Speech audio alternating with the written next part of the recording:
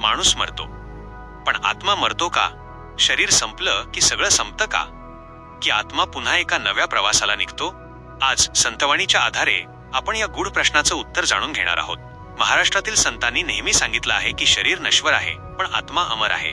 संत ज्ञानेश्वर महाराज म्हणतात की जसं माणूस जुने कपडे सोडून नवे कपडे घालतो, तसाच आत्मा एक शरीर सोडून दुसरं शरीर धारण करतो.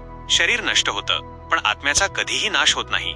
संत तुकाराम महाराज म्हणतात की जो स्वतःला फक्त शरीर समजतो तो दुःखी राहतो, पण जो स्वतःला आत्मा समजतो त्याला जन्म मृत्यूची भीती राहत नाही. संत एकनाथ महाराज सांगतात की आत्मा हा परमेश्वराचा अंश आहे, म्हणूनच प्रत्येक जीवामध्ये देवाचा प्रकाश आहे. म्हणून कोणाचाही द्वेष करू नका आणि सर्वांवर प्रेम करा.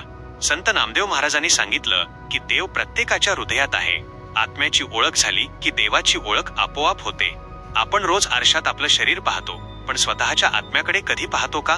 संत म्हणतात की नामस्मरण, भक्ती आणि सत्कर्म यांच्या माध्यमातून आत्म्याचं खरं स्वरूप समजतं.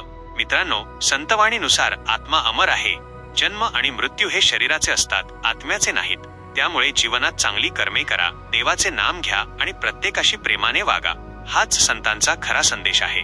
जर तुम्हाला अशाच संतवाणी, आध्यात्मिक कथा आणि प्रेरणादायी विचारांचे व्हिडिओ आवडत असतील